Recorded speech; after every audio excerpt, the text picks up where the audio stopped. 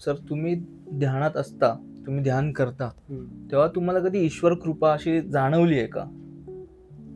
आता ध्यान करणं हाच एक ईश्वर कृपेचा भाग आहे. बरोबर, कारण तो तर मुळात आहेच. मुळात आधी तुम्ही स्वस्थ बसणं, कारण लोकं विचारतात, की आम्ही 5 मिनिटं ध्यान करतो. हं, 5 मिनिटं ध्यान कसं होऊ शकतं? मुळात ध्यानाच्या प्रोसेसमध्ये, आता प्रोसेस हा शब्द का वापरतो जिकडे-तिकडे आपण तो वापरतो म्हणून, हं. किंवा ध्यानाच्या प्रक्रियेमध्ये शिरायलाच मुळात पहिल्यांदा 20 मिनिटं वेळ लागतो. ओह! आणि त्याच्यानंतर ध्यानाच्या अवस्थेमध्ये शिरायला 20 मिनिटं लागली. हं, तिथून पुढची जी 20 मिनिटं आहेत, म्हणजे 40 मिनिटाचा हिशोब केला आपण हं, तर ती स्थिर व्हायला लागतात. हं, म्हणजे तुम्ही बाहेरनं आलात कुठेतरी, घरामध्ये आलात, स्थिर झालात हं, आणि मग म्हणजे हे एक साधं उदाहरण आहे व्यवहारातलं आपण म्हणू त्याच्यामध्ये. आणि ध्यानाच्या अवस्थेमध्ये स्थिर झाल्यानंतर पुढची जी 20 मिनिटं आहेत, हं, म्हणजे 1 तासाचा हिशोब केला तर हं. पहिली 20 मिनिटं प्रक्रियेत शिरायचं, शिरायला नंतर मध्ये 20 मिनिटं स्थिर स्थिर व्हायला. व्हायला. कारण स्थिर म्हणजे आसन एका म्हणजे आपण म्हणतो ना, काय असं कसंही बसलं असं ध्यान होत नाही. हं, मग त्याला काही प्रोसेस आहे ना, मांडी घालून बसा, पद्मासनमध्ये हं, बसा, पद्मासन घालून बसा किंवा सिद्धासनामध्ये बसा हं, किंवा वज्रासनात बसा, जसं ज्याला जमेल तसं. किंवा अगदीच ज्यांच्या हातापायाला काही प्रॉब्लेम आहेत, तर ते म्हणतात आम्ही मांडीच घालू शकत नाही, ध्यान कसं करणार? मग त्यांच्यासाठी खुर्चीत बसा, सोफ्यात बसा. जे सुखासन याचं काय, शरीराला सुख सुख. मिळेल अशा अवस्थेमध्ये ध्यान करायला बसणं. उगाचच हो. काहीतरी देह ताणलाय, खेचलाय, कुठेतरी हेच होतंय म्हणजे अडकल्यासारखं वाटतंय, कुठेतरी बॅक पेन आहे, कुठेतरी मानेलाच काहीतरी त्रास आहे, असं ध्यान होत नाही. हो. ध्यानासाठी देह अतिशय रिलॅक्स लागतो. देह रिलॅक्स लागतो. मी मन रिलॅक्स लागतं असं म्हणत नाहीये. कारण देह रिलॅक्स लागतो. मन कधीच रिलॅक्स होत नाही. हं, कारण त्याला खेचून आणावं लागतं आणावं रिलॅक्स लागतं. करायला. आणावं लागणं हे सुद्धा आणता येतच नाही कोणाला. हां, कारण ते त्याच्या हजारो वाटांनी धावत असतं. बरोबर. तर मनाला शांत करण्याकडे हा कल आहे. ध्यान म्हणजे काय? तर शांतता, ज्याला ट्रँक्विलिटी म्हणतात हं, आजच्या ह्याच्यामध्ये.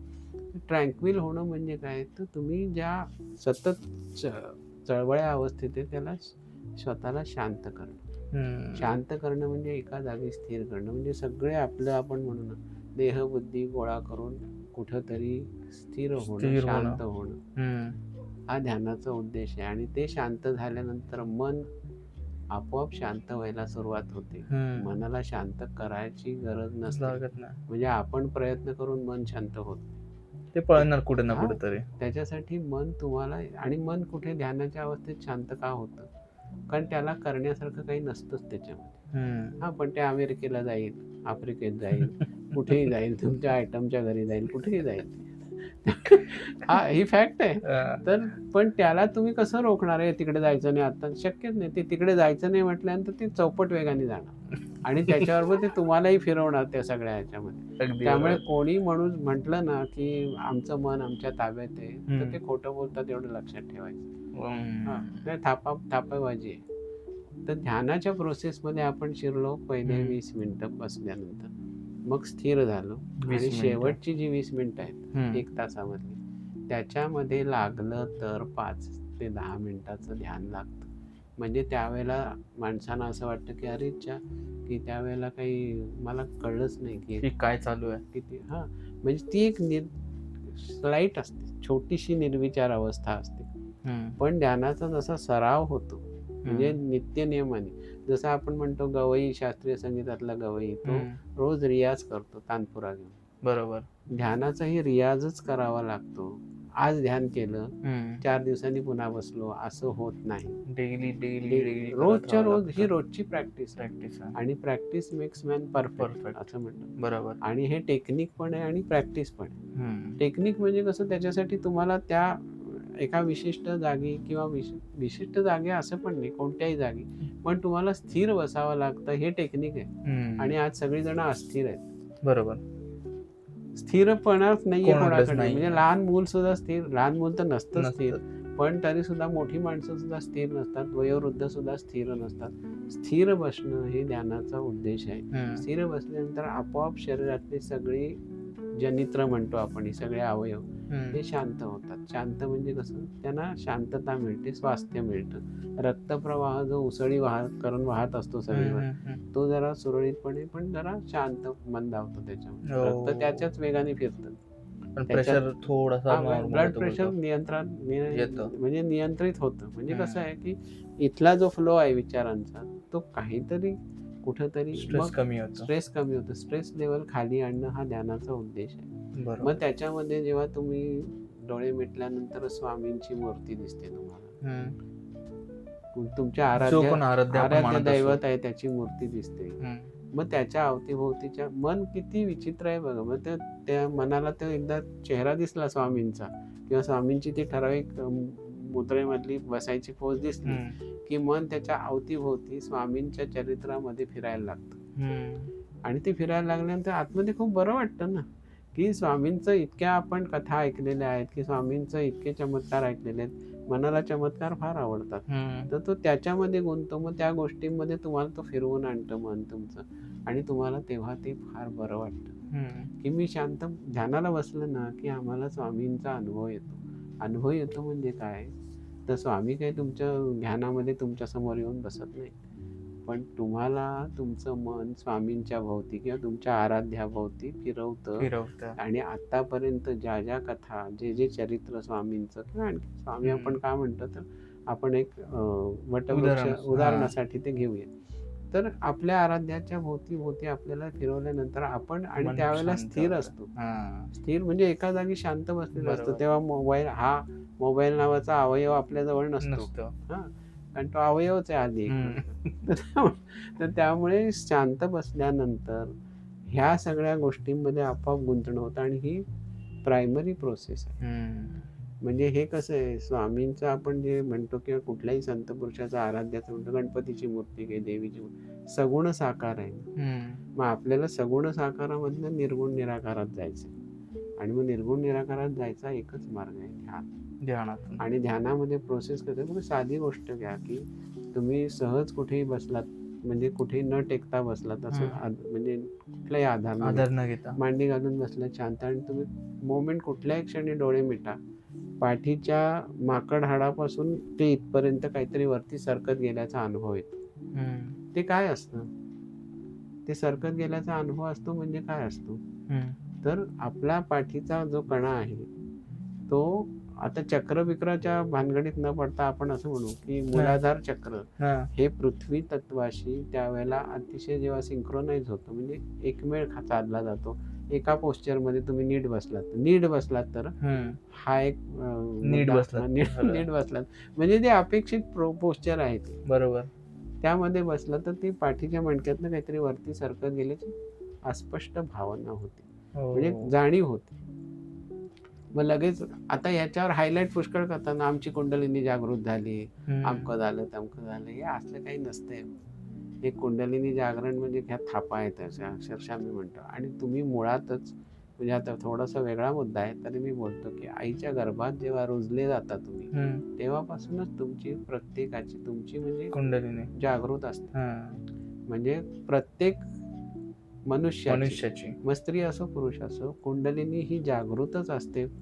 आणि त्याला जर कोणी म्हटलं, गणेश मी तुझ्या इथं पाठीला हात लावतो आणि तुझी झाली कुंडलिनी जागृत, झाला तुझा प्रवास सुरू, असलं नसतं काही. ते फक्त श्रीकृष्ण परमात्म्याला शक्य आहे, रामरायाला शक्य आहे, स्वामींना शक्य आहे, गजानन महाराजांना शक्य आहे, शंकर महाराजांना शक्य आहे, साईबाबांना शक्य आहे. बाकी कोणत्याही सौम्या गोम्याला ते शक्य नाही. आणि मी जर तुमची कुंडलिनी, मी उद्यापासून बोंबलत फिरलो की गणेशची कुंडलिनी मी जागृत केली, अमकं केलं, तर त्या आचरट पण आहे. मुळात आधी कसं आहे, की म्हणजे एखाद्या भामट्याने दुसऱ्या भामट्याला फसवण्यासारखं आहे, की मी तुझी कुंडलिनी हो, हे भामट्यांचीच दुनिया आहे. आणि कुंडलिनी जागृतीचे अमुक एक रुपये एवढी भरभक्कम फी घेऊन तर कुंडलिनी जागृत होत असते, तर कशाला हवं होतं, बरोबर. मग माऊलींनी ज्ञानेश्वरीत कुंडलिनी जागरणाबद्दल एवढं विस्तृत वर्णन केलंच नसतं. कशासाठी केलं मग माऊलींनी? मग माऊली काय सांगते, हा विहंगम मार्ग आहे. पण कोणी जर म्हटलं की ध्यानामध्ये मी तुमची कुंडलिनी जागृत करून देऊ शकतो, शक्य नाही ते. खूप छान, खूप छान. नाही काय प्रत्येकाची कुंडलिनी जागृत आणि असतेच. कुंडलिनी जागृत आहे म्हणजे तुझी साती चक्र ही अलाईन आहेत. हं, हल्ली चक्र अलाईन नाहीयेत हे सांगण्याचा फार मोठा ट्रेंड निघाला. हं, तुमची चक्र ना अलाइनमेंट नाहीये, अलाइनमेंट नाही, हं. कुठेतरी सरकलेली आहे. सरळ नाहीये ते ती आम्ही ते कुठेतरी. अलाइन करून देतो. ह्याचे सुद्धा पैसे आकारले जातात. अरे म्हणजे चक्र हा एक बिझनेस मांडल्यासारखं बिझनेस झालंय. आज चक्र जर अलाइनच नसती तर सापासारखे चाललो असतो आपण. हं. आपली स्पायनल कॉर्ड एकदम सरळ आहे.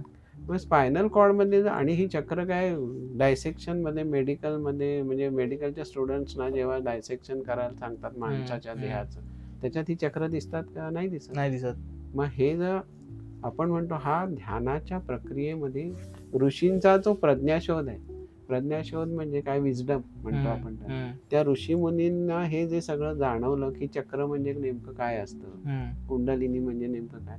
हे काय त्यांनी आम्ही चला शोधून काढले अमकं करणे प्रबंध लिहिले असले प्रकार नाही केलेले. हं. हे ध्यानातनं त्यांना जे काही जाणवलं, जे काही दृष्टीपथात आलं आणि त्यांच्या दिव्य दृष्टीला जे जाणवलं.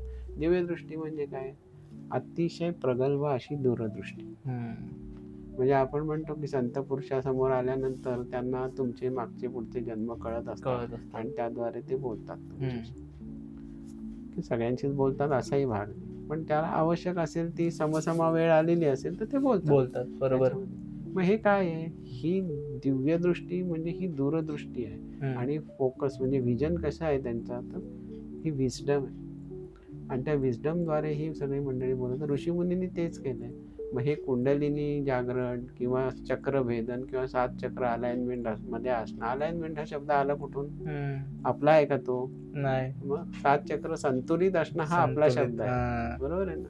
मग हे संतुलन साधतं कोण? आता पृथ्वीवरती आपण म्हणतो की आता हे ध्यानासंदर्भातच सगळं चाललंय बरं का, हं. की पृथ्वीला जो ग्रॅव्हिटेशनल फोर्स आहे, गुरुत्वाकर्षण शक्ती, गुरुत्वाकर्षण. ती गुरुत्वाकर्षण शक्ती आहे त्याच्या ते इतकी काही अफाट शक्ती आहे. त्याच्या शक्तीला आपलं शरीर का जुळवून घेतं? हं. नाहीतर ते जुळवून घेतलं नसतं तर तुम्ही चंद्रावर गेल्यानंतर माणसं कशी हॉपिंग करतात तसंच करायला लागलं असतं. म्हणजेच त्या शक्तीशी एवढ्या मोठ्या ग्रॅव्हिटेशनल फोर्सशी तुमचं हे एवढं 5 फुटाचं 6 फुटाचा देह हा अलाइन होतो. अलाइन होतो. हे कशामुळे शक्य होतं? तर त्याच्यामागे काहीतरी शास्त्र आहे की नाही बरोबर. ते शिकवणारं शास्त्र म्हणजे अध्यात्मशास्त्र आणि ह्या सगळ्या प्रश्नांची अध्यात्माची सगळी उत्तरं जे आपण म्हणतोय अध्यात्म या सगळ्या प्रश्नांची उत्तरं ही शांत झाल्याशिवाय मिळणार नाहीत आणि ती शांतता फक्त तुम्हाला ध्यानाच्या ध्यानातच प्रक्रियेमध्येच मिळते. मिळते. अगदी त्यामुळे बरोबर. आम्ही 5 मिनिटं ध्यान करतो ही स्वतःची फसवणूक आहे. हं. दुसऱ्या कोणाची नाही फसवणूक, तुमचीच फसवणूक आहे की आयुष्यभर समजा 70-80 वर्ष जगला आणि 70-80 वर्षात फक्त रोज 5-5 मिनिटं, रोज पण नाही. आज मला कधीतरी. मूड आला मी 5 मिनिटं ध्यान हं. केलं. ह्याला काही अर्थ नसतो. ध्यानाचा रिया आणि ध्यानामध्ये सुरुवातीलाच 1 तास बसावं. म्हणजे मी मगाशी सांगितलं तसं. 20 मिनिटं प्रक्रिया प्रोसेस, 20 मिनिटं स्थिर आणि 20 मिनिटं खऱ्या ध्यानासाठी. म्हणजे त्यावेळेला तुम्हाला जे काय होतं, लोकांना वाटतं की आम्हाला हे काय झालं, ते झालं, ते झालं. हं. ते काय जे काय होतं ना, ते त्या शेवटच्या 20 मिनिटामध्ये होतं. होतंच असं नाही. हां. नाहीतर ते आणि ते काय मनाचे आविष्कार आहेत. आविष्कार. दावे काही करू शकतो आपण ना, असं आहे ते. अगदी बरोबर, अगदी बरोबर. म्हणजे आम्हाला शेवटच्या 20 मिनिटात ना हे असं काहीतरी भारी मग झालं. लोकं लास्टचे शेवटची 20 मिनिटं त्याच्यातच असा विचार करत राहतील, की मला काय दिसतंय का? मला काय दिसतंय का? हां, मग तेच आहे. मग हे दिसतंय का? हे कोण कोण करतं तुम्हाला? हे उचकवतं कोण तुम्हाला? तर ते मन मन, तुमचं. मन. मग म्हणजे ते आपण शांत नाही तरी पण असं समजू शकतो. तरीसुद्धा शांत नाही. कारण काय मनाला जिंकणं हे कोणालाही शक्य झालेलं नाही नाहीये. आत्तापर्यंत. बरोबर, बरोबर, बरोबर. म्हणजे मनाला जिंकणं वगैरे ह्या सगळ्या तर मला तर भाकड कथा वाटतात. कारण नाही जिंकता येत त्या. हे बरोबर. फक्त सत्पुरुषांना शक्य आहे. ज्यांची मगासपासून आपण नावं घेतोय हं. त्यांच्यासाठी हे शक्य आहे. खूप छान. तर सर आता जसं एवढी तुम्ही जर्नी सांगितलीत सर्व, त्याच्यामुळे तुमचे काही पर्सनल अनुभव आहेत का? अध्यात्म निगडीत किंवा असे चमत्कार निगडीत? हो आहेत. पण अच्छा. अनुभवाचं असं आहे म्हणजे माझं स्वतःचं मत आहे की अनुभव फारसे शेअर करू नयेत कोणाशी. हां, याचं कारण काय आहे की मग अनुभव येणंच बंद होतं. पण मुळात अनुभव यावे हां. म्हणून आपण कधीही अध्यात्माचा प्रवास करायचा नसतो किंवा सद्गुरूंचे अनुभव यावे किंवा चमत्कार आपल्या बाबतीत व्हावे हं. असं काही उद्देश मुळात बाळगायचं मनाशी धरून नसतं. बाळगायचं नाही आणि बरोबर. त्या पद्धतीने वाटचाल करूच नाही. हम्म. नाहीतर मग सगळंच वाटा तुमच्या बंद व्हायला सुरुवात होते. कारण सद्गुरू काय म्हणतात, हा चोर आहे लेखाचा, याला सगळं ना गुडी गुडी पाहिजे हम्म. आणि याला सारखं चमत्कार पाहिजेत आणि अनुभव पाहिजेत, काय देत नाही जा. हम्म. मग काय देत नाही जा मध्ये ते सगळंच कापून टाकलं तर मग प्रश्न, त्यापेक्षा मग आपली वाढच खुंटते ना सगळीकडे. हम्म. मग त्याच्यापेक्षा आपण काहीच मागायचं नसतं, पण वाटचाल करताना जर सहज अनुभव काहीतरी, आणि अनुभव हा अचानक येतो.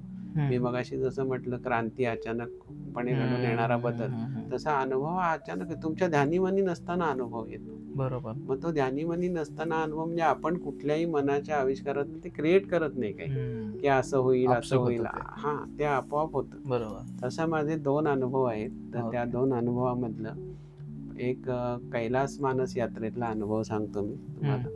की कैलास मानस यात्रेमध्ये कैलास परिक्रमा करतात लोक मानसचं दर्शन झाल्यानंतर. बरोबर.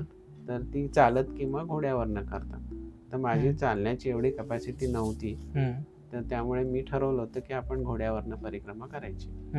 तर घोड्यावरनं परिक्रमा करताना असं कैलासच्या परिक्रमेमध्ये असं एक पहिला दिवस असतो परिक्रमेचा. 3 दिवसाची परिक्रमा आहे. पहिल्या दिवसाच्या परिक्रमा झाल्यानंतर पहिल्या दिवशी तुम्ही सरळ सपाटीला चालता, म्हणजे घोड्यावरनं चालणारे सुद्धा. थोडंफार चढ उतार आहे, पण अगदी असं स्टीफ वगैरे काही नाही. ओके.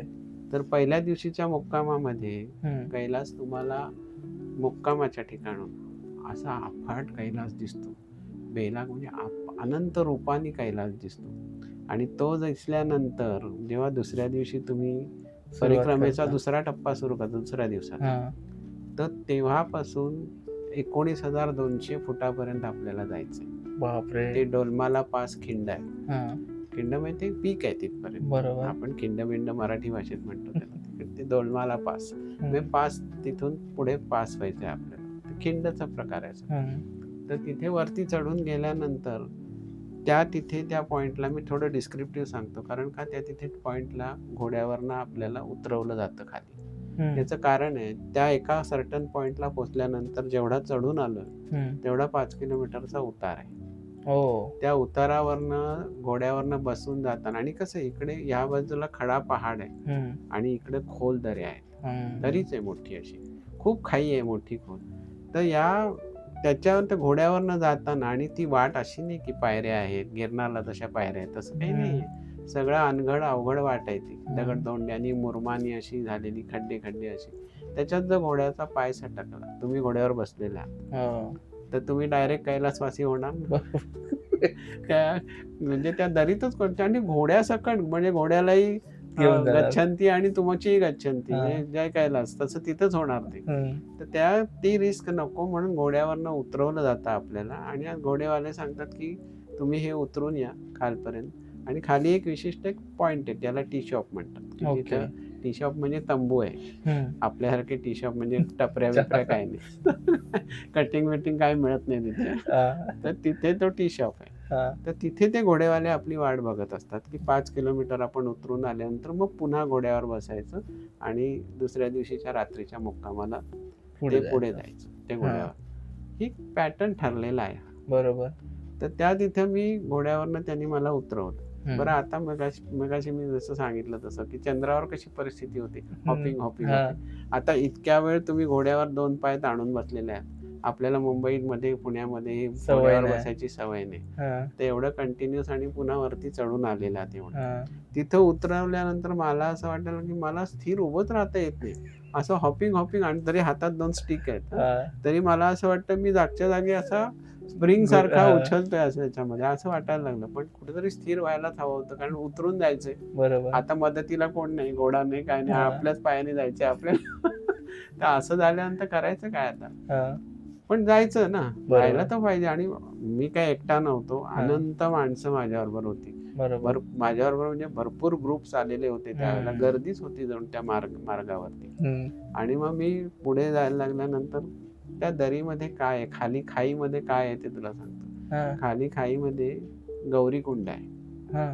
असं कुंड म्हणजे पाण्याचं छोटंसं तळ आहे, आणि त्याच्या बाजूला गणेश कुंड आहे. ओके. छोटंसं आहे ते, म्हणजे गौरीकुंड मोठं आहे आणि ते छोटं आहे. हा. गणेश जन्माची कथा म्हणजे जे शिवपुराणात म्हटलंय ना, हा. की मळापासून तिने गणपती बनवला वगैरे, बरोबर. ती सगळी कथा तिथं घडलेली आहे.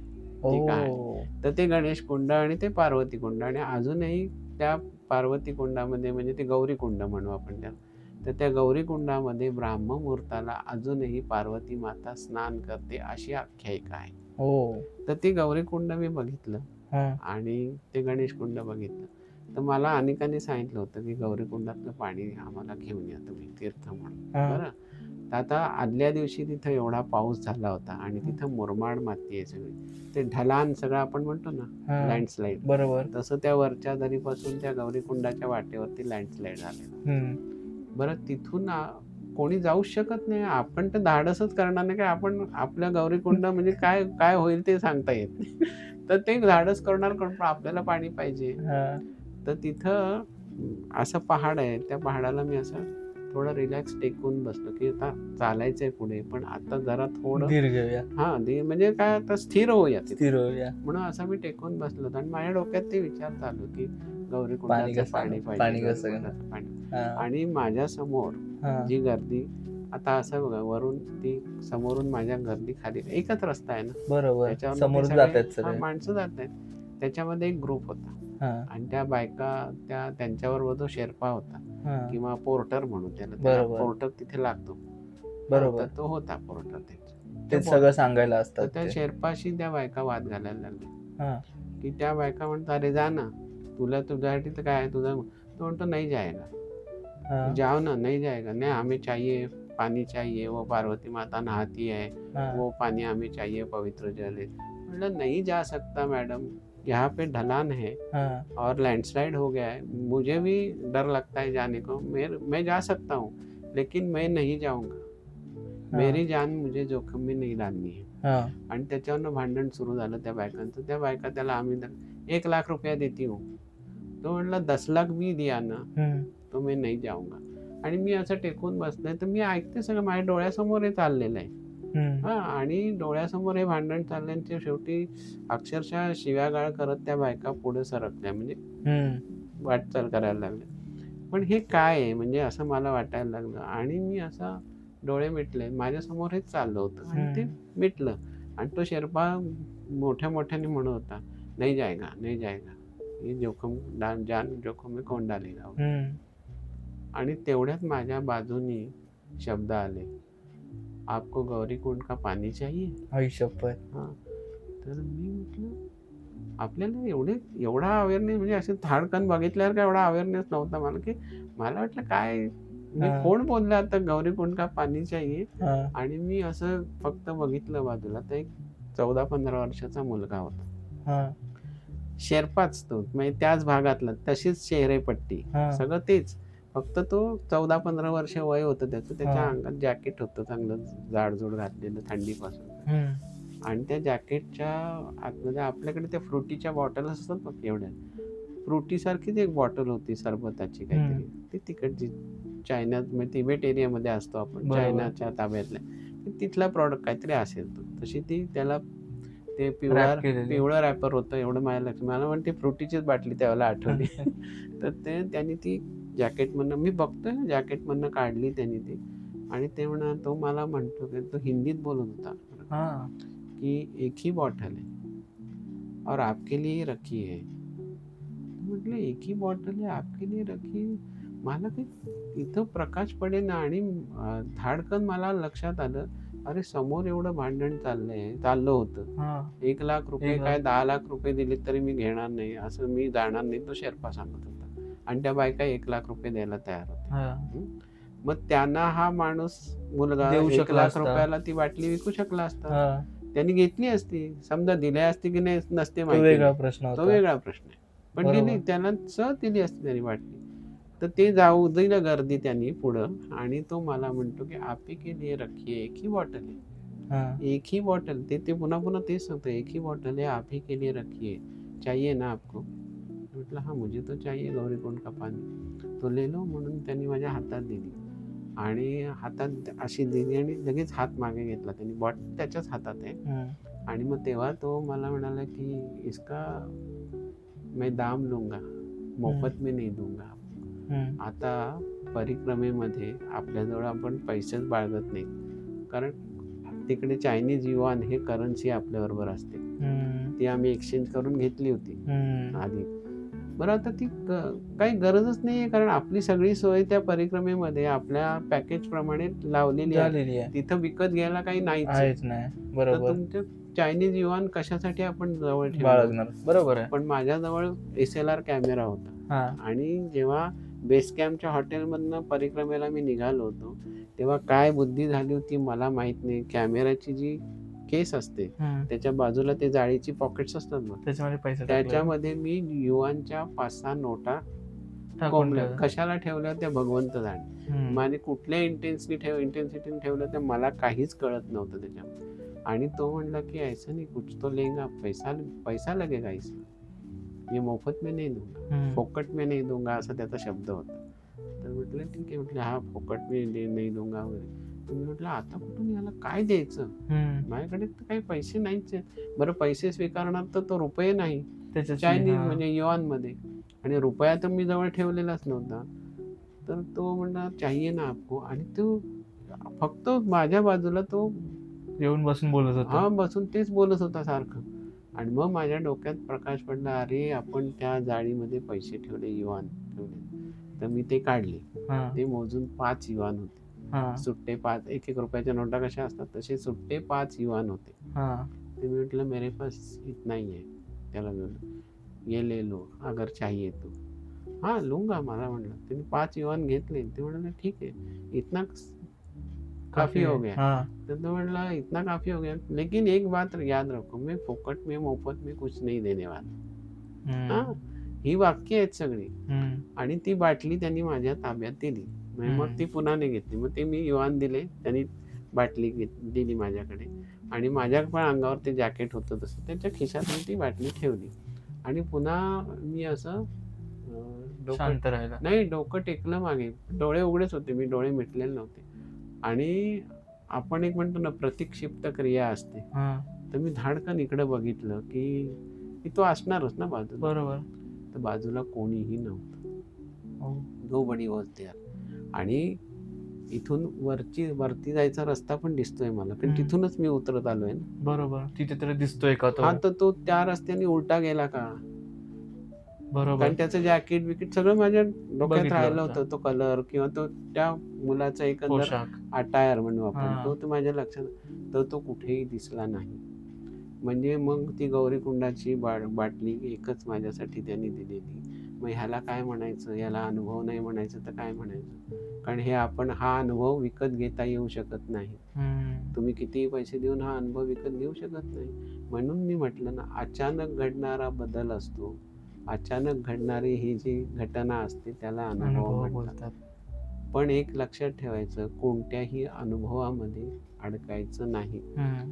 झालं, गौरीकुंडाचं जल मिळालं, मनात इच्छा होती ना गौरीकुंडाचं जल पाहिजे, दिलं समजायचं. ते दिलं समजा. मग तो कोण होता, मग ते स्वामी होते का, शंकर महाराज होते का, साईबाबा होते का, प्रत्यक्ष भोलेनाथ होते, ही चिकित्सा करायची नसते. हम्म. कारण चिकित्सा जेव्हा कराल ना तुम्ही, त्यावेळेला मग त्या चिकित्सेपायी तुमचं मन तुम्हाला 1000 वाटांनी फिरवतं. अगदी बरोबर. आपल्याला पाहिजे होतं ते भेटलं ना.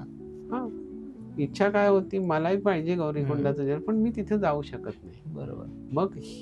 मग मला असं वाटतं की याच्यामध्ये की आपला परमेश्वर, आपला सद्गुरू जर हे आपल्यासाठी करत असेल, हा जो आता अनुभव सांगितला हम्म. हे जर आपल्यासाठी करत असेल, तर आपण त्याचा अभिमान बाळगावा, गर्व करावा, अहंकार बाळगावा का, त्या गोष्टीकडे कशा नजरेने पाहावं. पाहावं ते मी- आपल्यावरती. आपल्यावरती असलं तरी मग मी काय केलं त्यावेळेला, मी विचारलास म्हणून मी हा अनुभव सांगितला. हम्म. पण मी त्यावेळेपासून ह्या अनुभवाकडे अतिशय तटस्थपणे पाहायला लागलो, हे अलिप्तपणे पाहायचं. याचं कारण असं आहे की झाला पास्ट, Past. तो भूतकाळ झाला ना. हम्म. म्हणजे तो दिवस, तो क्षण पुन्हा आयुष्यात येईल का, नाही येईल. नाही ना.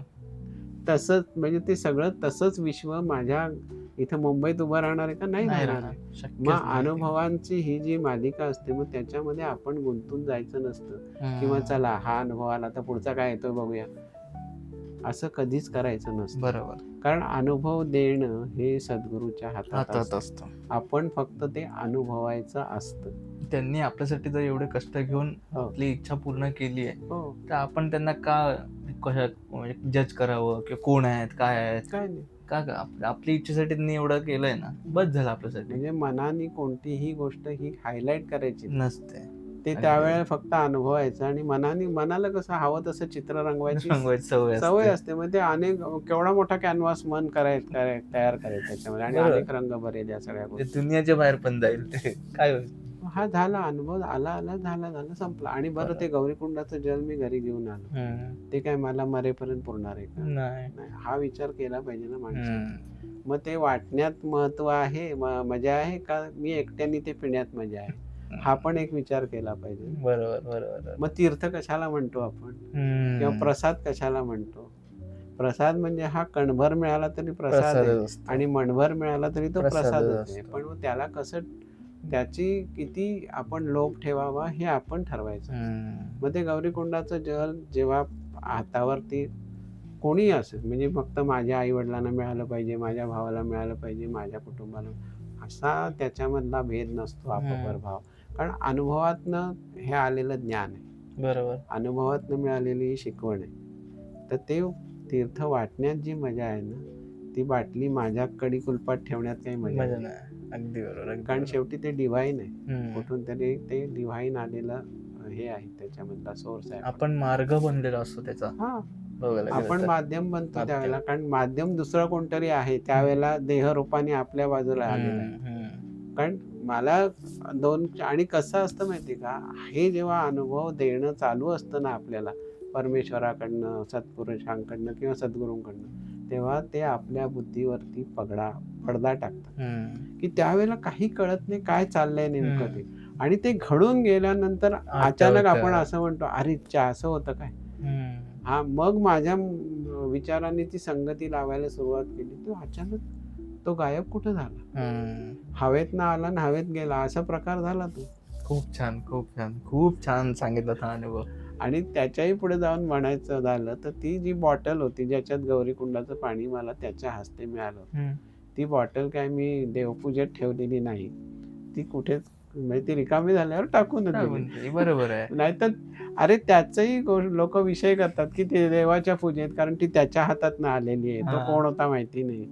असं काही असं नसतं. काही नसतं. तुमचा जन्म ज्यांनी घडवलेला आहे, तर त्या बाटलीची किंमत काय आहे त्याच्या पुढे? अगदी बरोबर. त्याच्या आतल्या जलाची किंमत होती, ते जल ती वाटून झाली. झालंय, आपण पिऊन झालंय, आणखीन काय पाहिजे?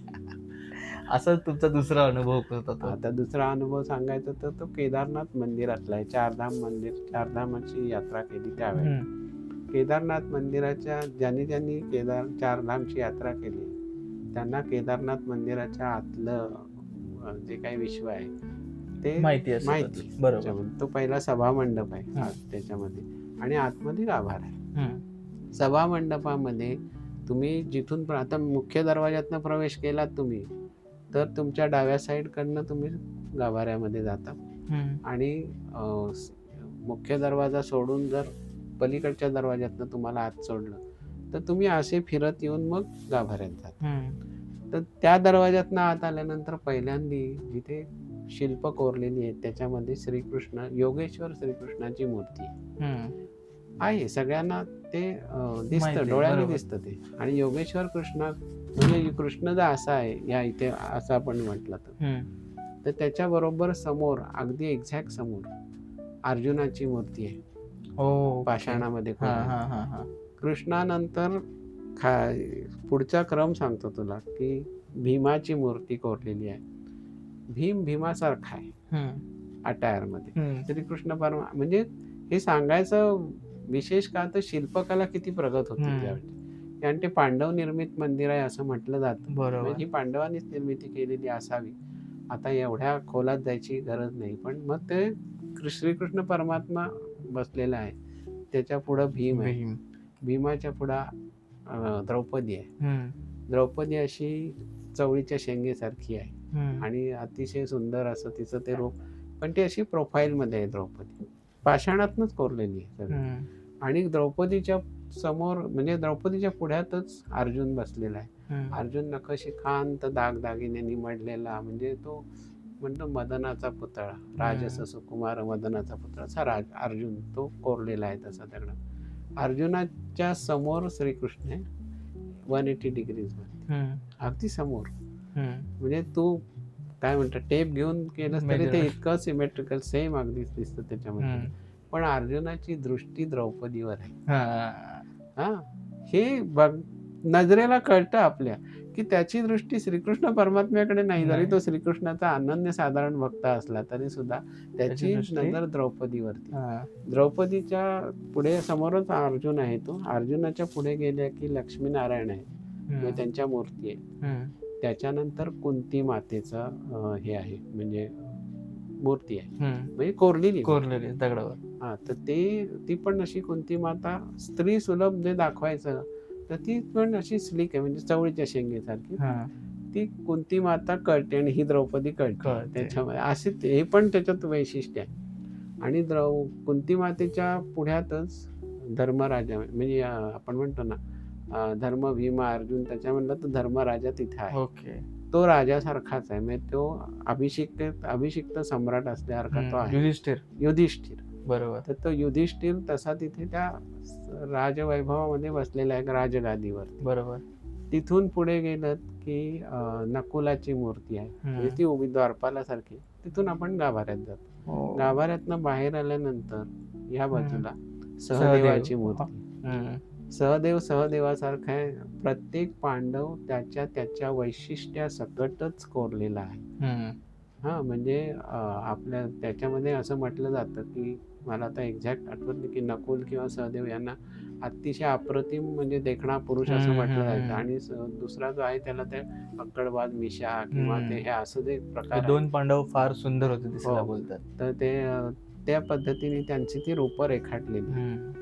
आणि अनुभव सांगायचा, आपण अनुभवासाठी बसले, पण हे वर्णन का करायचं तर त्याच्यातनं आलेला अनुभव आहे. ओके. तर भीमाच्या पुढे मी योगेश्वर कृष्णाचं दर्शन घेतलं. आता रांगेत आहोत आपण काय सोलो जर्नी नाहीये ती, आपल्याला त्या रांगेबरोबर गाभाऱ्यात जायचं आहे. बरोबर आहे. पण त्याच्यामध्ये एकेका आपण तशा टप्प्यावरनं पुढे पुढे सरकत गेलं की पहिलं लक्ष श्रीकृष्णाकडे जातं. आणि ते योगेश्वर कृष्ण आहे, तो बासरी वाजवणारा कृष्ण नाही, तो योग मुद्रेमध्ये बसलेला श्रीकृष्ण, कधी दिसत नाही अशी, म्हणजे योग मुद्राच आहे त्याची. तर त्यामध्ये तो बसलेला आहे. तर श्रीकृष्ण परमात्म्याच्या चेहऱ्यावरती असे कोणतेही भाव नाहीत. तो असा योग मुद्रेमध्ये समाधी अवस्थेमध्ये श्रीकृष्ण बसलेला आहे. तिथून भीमाकडे आल्यानंतर मी माझे अनुभव सांगतो. मी हा कदाचित तुम्हाला पटणार नाही किंवा खोटंही वाटू शकतं, पण हा जिवंत अनुभव मी स्वतः घेतलेला आहे की भीमाच्या पुढे आल्यानंतर त्याच्या वैशिष्ट्यासकट भीम त्या दगडातनं प्रगट झाला. प्रगट झाला म्हणजे अक्षरशः तिथं तो उभा आहे ते मला दिसलं तिथे. आणि त्यांनी म्हणजे माझ्याकडे प्रसन्न हसला तो बघून. आणि त्याच्यानंतर मी जेव्हा पुढे सरकलो, आणि भीम म्हणजे भीमच आहे, म्हणजे जसा तो गदाधारी भीम आहे, पण पैलवानी, त्याचं शरीर पैलवानी आहे, पण बाकीच्यांची शरीर तशी नाही, सौष्ठव आहे सगळ्यांकडे. तर तो भीमानी प्रत्यक्ष जसा भीम मला दिसला तिथे माणसाच्या रूपामध्ये, आणि तो त्यावेळेला त्या क्षणी 2 सेकंदासाठी किंवा 1 सेकंदासाठी तिथं प्रगट झालेला होता. आणि त्यांनी बघून फक्त माझ्याकडे हास्य केलं. आणि त्याच्यानंतर तो म्हणला की तुला बाकीच्या पांडवांना भेटवतो. आता तुम्ही म्हणाले कोणाशी, म्हणजे मी बडबडतोय हे ते कुठून, म्हणजे मी मोठ्या मोठ्याने बडबडतोय का त्या भीमाच्या मूर्तीकडे बघून, किंवा तो भीम मोठ्या मोठ्याने म्हणतो माझ्या पुढं माणसं आहेत, मागं माणसं आहेत, सगळीकडे माणसं आहेत. त्याच्यात हा वैयक्तिक अनुभव आहे. तर तो भीम मला म्हणाला या आलाच वगैरे, हे सगळं झालं.